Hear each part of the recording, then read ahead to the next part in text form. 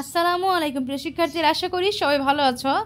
আজ আমরা সেশন 3 প্রযুক্তি এবং সামাজিক সাংস্কৃতিক পরিবর্তন এখান থেকে অধ্যায়টা আলোচনা করব। তো এখনও যারা চ্যানেলটি সাবস্ক্রাইব করনি সাবস্ক্রাইব করে নাও, আর যারা সাবস্ক্রাইব করেছো তাদেরকে অসংখ্য ধন্যবাদ। তো দেখো, তোমরা যারা সাবস্ক্রাইব করেছো অবশ্যই তোমরা তোমাদের বিদ্যালয় এবং জেলার নামটি লিখতে ভুলবে না যারা, কমেন্ট বক্সে, এবং লাইক কমেন্ট করবে। এতে আমরা উৎসাহিত হই তোমাদের জন্য। যখন কষ্ট করে ভিডিওগুলো তৈরি করি তখন কষ্ট মনে হয় না যখন তোমরা কমেন্ট বক্সে কমেন্ট করো, ঠিক আছে? তো সবাইকে অসংখ্য ধন্যবাদ আমাদেরকে সাপোর্ট করার জন্য। তোমাদের সাপোর্ট আমাদের জন্য অনেক কিছু। তো আমি যদি তোমাদের একটু হেল্প করে তোমাদের একটু উপকার করতে পারি আমার কাছে অনেক ভালো লাগবে।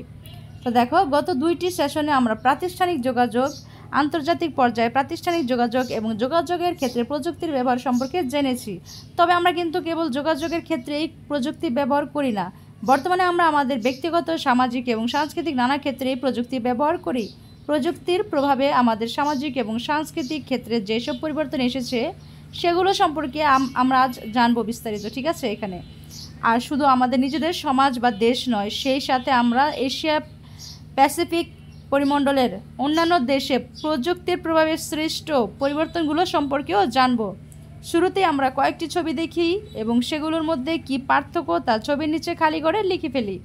তো চলো আমরা এখানে কিছু ছবি দেখে নিই এবং ছবিগুলো বিস্তারিত আমরা আলোচনা করি। আমাদের আগে যে হাল চাষ করা হতো বা জমি চাষ করা হতো তখন কিন্তু এই গরু দিয়ে হাল চাষ করা হতো। তোমরা এই হাল চাষ শব্দটার সাথে পরিচিত কিনা জানি না, তবে এ দেখো, তখন গরু দিয়ে আসলে মাটিতে যে মাটিগুলা করা হতো, আঁকা পাকা থাকতো, সেগুলোকে সমান করা হতো, ঠিক আছে? পিছনে একটা এখানে মই বা যে তোমার কি বলো, এক এক জেলা এক এক বলো, কিন্তু আমরা মই তো সবাই বইয়ের সাথে পরিচিত, ঠিক না? এখানে মই থাকে, মইয়ের মধ্যে উনি দাঁড়ায় থাকে, বা অনেক সময় গরু এভাবে যায়, অনেক সময় হাইটে এটা গরু পিছিয়ে পিছিয়ে একজন লোক থাকে। এতে কি গরু সেই নির্দেশনা অনুযায়ী পুরো জমিতে হাল চাষ করা হয়, গরু দিয়ে জমি চাষ করা হয়। দেন জমি আসলে প্রস্তুত করা হচ্ছে আমাদের ধান চাষ বা গম চাষ করার জন্য। তো তখন গরু ব্যবহার করা হতো। আর এখন ব্যবহার করা হয় কি? এখন ব্যবহার করা হয় ট্রাক্টর, ঠিক আছে? আর এটা বর্তমান অবস্থা। দেখো, এখন ইঞ্জিন চালিত ট্রাক্টর ব্যবহার করা হয়, একজন বসে। দেন দেখো বড় বড় চাকা, এই চাকা এখন সেই মাটি খুঁড়তে এবং মাটি সমান আঁকা বাঁকা সমান করতে সাহায্য করে। সব পুরোটা জমিকে একটা লেভেলে নিয়ে আসতে ট্রাক্টর ব্যবহার করা হচ্ছে। আর এখানে এখন আমাদের সেই উত্তরটা আমাদের লিখতে হবে। তো চলো আমরা লিখে নেই। তো দেখো, আমরা উত্তরপত্রে চলে এসেছি। আমাদের দেখো, দুটি ছবির মধ্যে পার্থক্য হচ্ছে কৃষিক্ষেত্রে প্রযুক্তির ব্যবহার। অতীতে জমি চাষের জন্য কৃষকরা গরু এবং লাঙল ব্যবহার করত, আর তবে বর্তমানে প্রযুক্তির কল্যাণে ট্রাক্টর ব্যবহার করা হয়। এই যেখানে এই যে দেখো গরুর ঠিক এই যে এই জায়গায় দেখো দুই গরুর ঠিক মাঝখানে দিয়ে এখানে একটি লাঙল, মানে একটু শক্ত ত্রিকোণাকার, হ্যাঁ, ট্রায়াঙ্গেল এখানে মাটিতে জমিতে ধরে উনি চাষ ধরে রাখে, আর গরুরা সামনে এগোতে থাকে, এতে কি জমিটা চাষ হয়। আর এখন ডিরেক্টলি ট্রাক্টর ব্যবহার করা হয়, বিভিন্ন মোটা মোটা চাকার, যে চাকার মধ্যে বিভিন্ন ধরনের থাকে, যেগুলো মাটিকে সহজেই খনন করতে সমান করতে সাহায্য করে। তো দেখো, এখন আমরা দেখব অতীতে এবং বর্তমানের বিষয়টা। খেলার দেখো, আগে আমরা মাঠে গিয়ে খেলা দেখতাম, ঠিক আছে? দেখো, ছক্কা মারলে 6 নিয়ে দৌড় দিতাম, 4 নিয়ে আমরা চিল্লাচিল্লি করতাম, ঠিক না? কিন্তু এখন দেখো, ঘরে বসে বর্তমানে রিমোট হাতে নিয়ে আমরা মোবাইল হাতে নিয়ে টিভিতে ছবি খেলা দেখতে পারি, ঠিক না?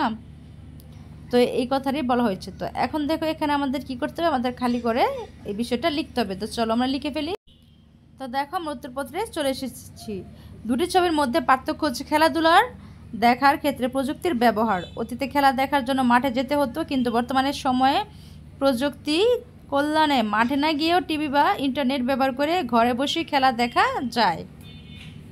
তো আমরা আমাদের এই কাজটি কমপ্লিট করে ফেললাম। এখন আমরা দেখব, এখানে দেখো অতীত এবং বর্তমান। অতীতে আমাদের চিঠি পাঠানো হতো ডাকঘরে, দেখো একটা বক্স আমরা ফেলে রাখতাম, দেন ডাক পিয়ন এখান থেকে এসে একটি ওনাদের যে আমাদের যে সদর, সেই সদরের প্রত্যেকের সদরে নিয়ে যাওয়া হতো, সেখান থেকে পরে সেটাই করা হতো, পাঠানো হতো ঠিকানা অনুযায়ী। কিন্তু ডাকঘর বাই ডাকঘর এই কাজটা হতো।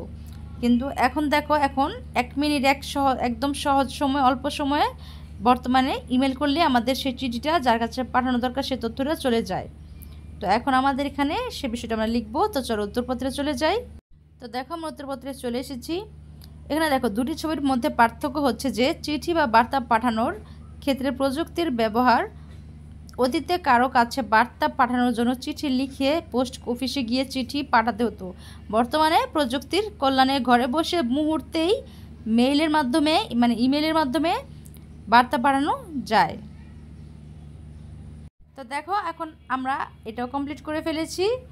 এখন আমাদের কাজ হচ্ছে আমরা নেক্সট এখানে আরেকটা ছবি আছে সেটা দেখব। দেখো এখানে বলা আছে বর্তমান এবং অতীতের বিষয়টা। দেখো আগে আমরা শাকসবজি বাজার থেকে মেপে কিনে নিয়ে আসতাম, আর এখন অনলাইনে ঘরে বসেই অনলাইনে যে প্ল্যাটফর্ম আছে সেখান থেকে আমরা যে সব শাকসবজি যা লাগে রান্নাবান্না সব কিছু আমরা সব গ্রোসারি যত কিছু আছে এখন আমরা অনলাইনে বসেই সেগুলো কি দোকানের জিনিসগুলো আমরা অর্ডার করলে আমাদের কাছে দিয়ে যায়, যেমন ফুড পান্ডা ছাড়া কত কি আছে, ঠিক না?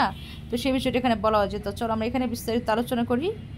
তো দেখো এখানে কি বলা হয়েছে, দুটি ছবির মধ্যে পার্থক্য হচ্ছে বেচা কেনার ক্ষেত্রে প্রযুক্তির ব্যবহার। অতীতে সবজি বিক্রির জন্য হাটে বাজারে যেতে হতো, কিন্তু বর্তমান সময়ে প্রযুক্তির ব্যবহার করে ঘরে বসে অনলাইনের মাধ্যমে সবজি বিক্রি করা যায়। তো আশা করি তোমরা সবাই বুঝতে পেরেছো। তো এখনও যারা চ্যানেলটি সাবস্ক্রাইব করনি, যদি ভিডিওটি তোমাদের বুকের আসে সাবস্ক্রাইব করে একটি লাইক কমেন্ট করবে। কমেন্ট বক্সে কী লিখবে সেটা যদি না জানো আমি বলে দিই। তোমরা তোমাদের বিদ্যালয় এবং তোমাদের কোন বিদ্যালয় দেখে বা কোন জেলা থেকে আমার ভিডিও ক্লাসগুলো বুক করছো সেগুলো তোমরা এখানে একটু ছোট্ট করে বলে দিবে, ঠিক আছে? তো চলো আমরা নেক্সটে চলে যাই। তো দেখো আমরা আমাদের এই কাজটিও কমপ্লিট করে ফেললাম। এখন আমরা নেক্সটে যাব। এখানে দেখো কি বলা হয়েছে, এখানে বলা হয়েছে উপরের ছবিগুলো দেখে আমরা একটা ব্যাপার বুঝতে পারি যে ডিজিটাল প্রযুক্তির নিত্য নতুন আবিষ্কারে আমাদের জীবন অনেক সহজ হয়েছে। আগে যেমন কোনো প্রয়োজনীয় চিঠি আসতে অনেক সময় লেগে যেত, কখনো কখনো এমনও হতো যে বিদেশের কোনো বিশ্ববিদ্যালয়ে ভর্তির সময় পার হয়ে যাওয়ার পর আসতো, কিন্তু এখন ইমেলের মাধ্যমে মুহূর্তে আমরা যে কোনো গুরুত্বপূর্ণ চিঠি বা সংবাদ পেয়ে যাই। আবার অন্যদিকে সামাজিক যোগাযোগ মাধ্যমে মানুষে যোগাযোগ বাড়লেও মানুষের মধ্যে মুখোমুখি যোগাযোগ বা কথা বলা কমে গিয়েছে। এর বাইরেও আরও অনেক ক্ষেত্রেই ডিজিটাল প্রযুক্তির কারণে অনেক পরিবর্তন এসেছে, কিছু ইতিবাচক আবার কিছু নেতিবাচক। এখন আমরা আমাদের দৈনন্দিন নানা কাজে ডিজিটাল প্রযুক্তি ব্যবহার করে ব্যবহার সম্পর্কিত কয়েকটি ঘটনা পড়ব। ঘটনাগুলো পড়ে আমাদের বিশ্লেষণ করতে হবে যে সেগুলো কি আমাদের জীবন ইতিবাচক নাকি নেতিবাচক, ঠিক আছে? এবং ইতিবাচক হলে কেন এবং নেতিবাচক হলে প্রতিকারের উপায় কি, এসো তাহলে ঘটনাগুলো পড়ে বিশ্লেষণ শুরু করি।